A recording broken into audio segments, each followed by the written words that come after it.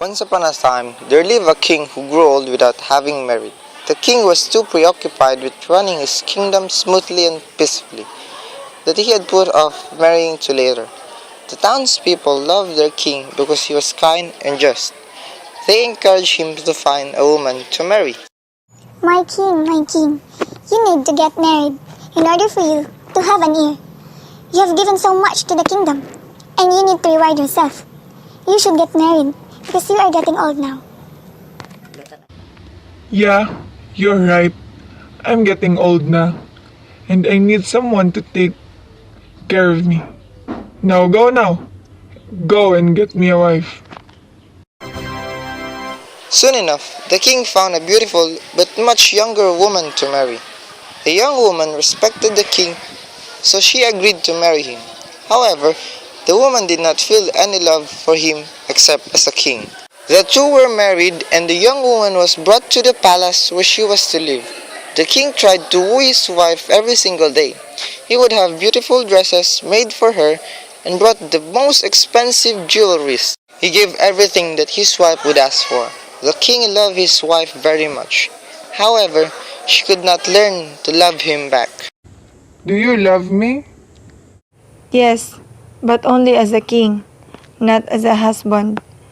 You are too old, and you're a good man, but you're just like a father for me. Umiiyak ang puso ko't sumisigaw. Pati ang isip ko't damdamin ay umiiyak. He was too old, she said, and she likened the king to that of a father. The king no longer knew what he could do to make his wife fall in love with him. One day, a hermit came to the palace. He had heard of the king's problem and claimed that he had answer to it. The hermit gave the king a potion that was made from the egg of black tabon bird, the milk of a white buffalo, and a drop of the sap from a magical tree. This was to be planted on the ground, and the fruit that grows from it was to be fed to the queen. The king did as instructed by the hermit. A plant indeed grew, and soon it bore fruits, which he fed to the queen. The fruit was very sweet and delicious.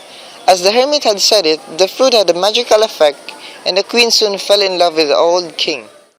Because he was now loved by his wife, the king was very happy. He threw a feast to celebrate this. He invited all of the important persons in the kingdom. Even the townspeople were invited to the celebration.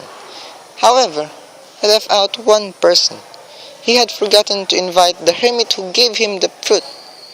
Upon hearing of the feast thrown by the king, he went to the palace where there was still celebration going on. He told the king that he was to be punished because he had been ungrateful to the person who helped him. The hermit went near the plant and uttered a short incantation and then disappeared. Soon the fruit grew spikes and emitted a bad odor. Because of this, the queen would not eat the fruit and the magical effect wore off from her.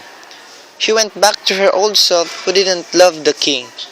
That became the very first durian fruit.